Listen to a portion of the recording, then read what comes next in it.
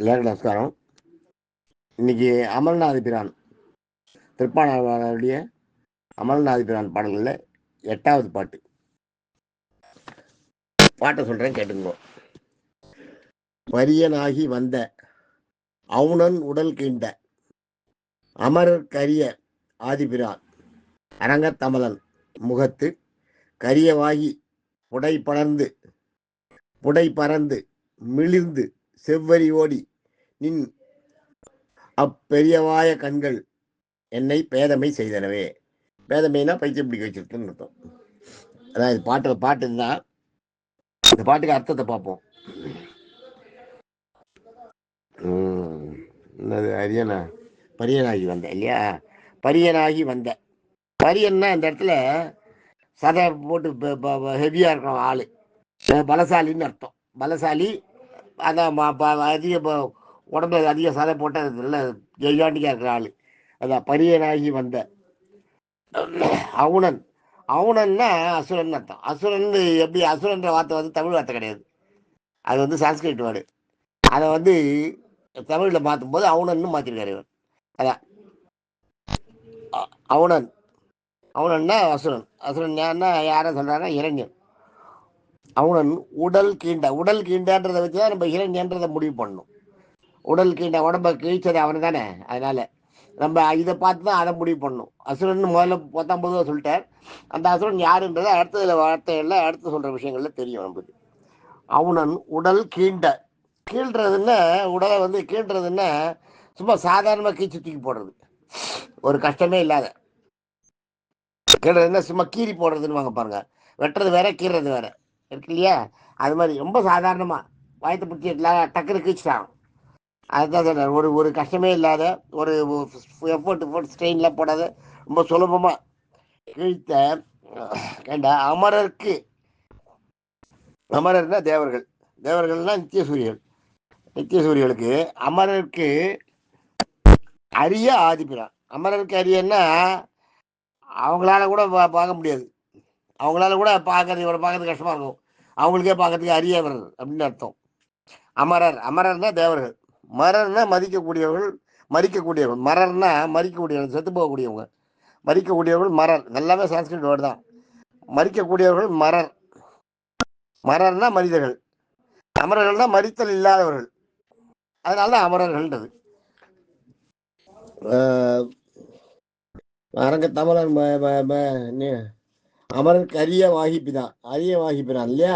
அமரருக்கு அரிய ஆதிபிரான்.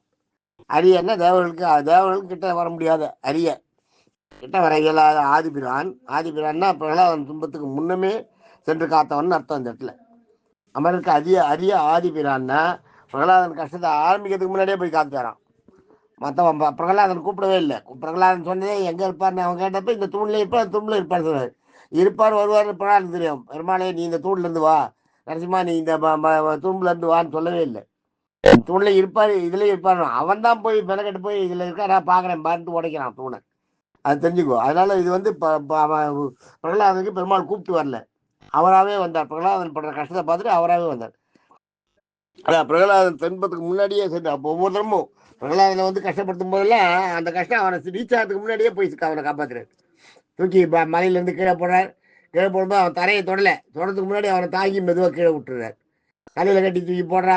இது கல்லில் போட்டோம்னா கடலில் அவன் முழுகிறதுக்கு முன்னாடி தெப்பமாயிடுது அந்த கல், அப்படியே முதக்கிறது. அது மாதிரி எல்லாத்தையும் அந்த கஷ்டத்துக்கு கடைசி நேரத்தில் வந்து அதுக்கு முன்னாடி வந்து காப்பாத்துறாரு அர்த்தம். அமரருக்கு அரிய ஆதிபிரான். அப்புறம் என்ன?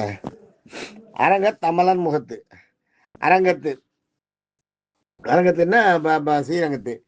அமலன், மலன்னா அழுக்கிறது, மலம்ன்றதுதான். மலம்னா அசுத்தமானவன், அமலன்னா சுத்தமானவன் அர்த்தம். அரங்கருக்கு அமலன் முகத்து. அரங்கருக்கு அமலன் ஐயோ தூய்மையானவன் அர்த்தம். அரங்கருக்கு அமலன் முகத்து கரியவாகி கருமையான புடை பறந்துன்னா அதாவது அப்படியே எல்லாம் கடந்து இருக்கான், அப்படியே பறந்து கிடக்கான். புடை பறந்து எவ்வளவு தூரம் அந்த அவரோட உருவத்தை காட்ட முடியுமோ அந்த அளவுக்கு காட்டியிருக்காராம். அந்த அளவுக்கு தலைமையில அப்படி சிலுத்துண்டு புடை பறந்து புடை பறந்து எல்லை புடைனா எல்லை, பறந்துன்னா அதை தாண்டி மிளிர்ந்து மிளிர்ந்துன்னா அதுல இருந்து ஒரு ஒளி வரதான். மிளறதுன்னு தெரியும் இல்லையா? மிளறதுன்னே ஒரு பிரகாசம், ஒரு ஒளி வரதான். மிளிர்ந்து செவ்வரி ஓடி. செவ்வரி ஓடின்றது என்னன்னா கண்கள்ல சிகப்பா வரி தெரியறதான். கண்கள்ல ஓடுற நரம்புகள் அதனுடைய சிகப்பு அது வந்து ரத்தம் உள்ள ஓடுறதுனால சில நேரத்தில் சிலர் கண்ணில் இப்போ கூட நீங்கள் பார்த்தீங்கன்னா கண்ணில் சிகப்பா வரி தெரியும் சிலருக்கு. அதுதான் சொல்றாங்க செவ்வரி ஓடி பெரிய வாய. செவ்வரி இப்போ தெரியறதான் அந்த மாதிரிதான். அப்படிப்பட்ட பெரிய வாய கண்கள், மிகப்பெரிய கண்கள். பெரிய வாய கண்கள்னா இப்போ நல்ல இப்போ கண்ணு வந்து பெருசாக இருக்கும். பெரிய வாய கண்கள் சிலருக்கு கண்ணு பார்த்தீங்கன்னா கண்ணு இயற்கையாகவே பெருசாக இருக்கும். அது மாதிரி இவருக்கு வந்து பெரிய பெரிய வாய கண்கள். செவ்வரி ஓடி நின் அப்பெரிய வாய கண்கள். உன்னுடைய அந்த பெரிய வாய கண்கள் இருக்கு, அந்த கண்கள் என்னை பேதமை செய்தனவை. பேதமைன்றது வந்து பைத்தியம் முடிக்க வச்சு விட்டான். இந்த இப்ப வந்து கண்ணை பார்த்து பாடுறாரு. இவர் வந்து பாடுறது வந்து இந்த நேரம் கண்ணை பார்த்து பாடுறாரு. ஒவ்வொரு இடமும் ஒவ்வொரு இதை பார்த்து பாடினார் இல்லையா? முதல்ல இருந்து நம்ம பார்த்தோமே, எந்தெந்த உடம்போட எந்தெந்த பாகத்தை பார்த்து பாடினான்னு பார்த்தோம் இல்லையா? அது மாதிரி முதல்ல வந்து கண்ணை பார்த்தார், ஆடையை பார்த்தார், கண்ணுக்குள்ள இருக்க மணியை பார்த்தார். முதல்ல கண்மணி மாதிரி இவர் வந்து கண்ணுக்குள்ள இருக்க கண்மணி எனக்கு தெரியுதுன்னார் இல்லையா? கண்ணுக்குள்ள இருக்க கண்மணியை பார்த்தார். அடுத்து வந்து இடுப்பை கண்டு ஆடையை பார்த்தார், அடுத்து தொப்புளை பார்த்தார், வயத்தை பார்த்தார், மாரை பார்த்தார், கழுத்தை பார்த்தார். இப்ப கண்களை மொத்தமா கண்களை பார்த்துருக்கார். Okay, thank you. நம்ம நாளைக்கு அடுத்த பாட்டு பார்ப்போம். இது மாதிரி 10 பாட்டு வருது. இன்னும் 2 பாட்டு சொல்லிட்டோம்னா இவர் அந்த வாழ்க்கையை முடிஞ்சிடும். இவரோட 10 பாட்டு பாடி பெருமாளை சேர்ந்தவர் இவர் தான். ரொம்ப விசேஷமான பாட்டு இது எல்லாம். இவர் பாடின 10 பாட்டு, அமல்நாத் பாட்டு ரொம்ப விசேஷம்.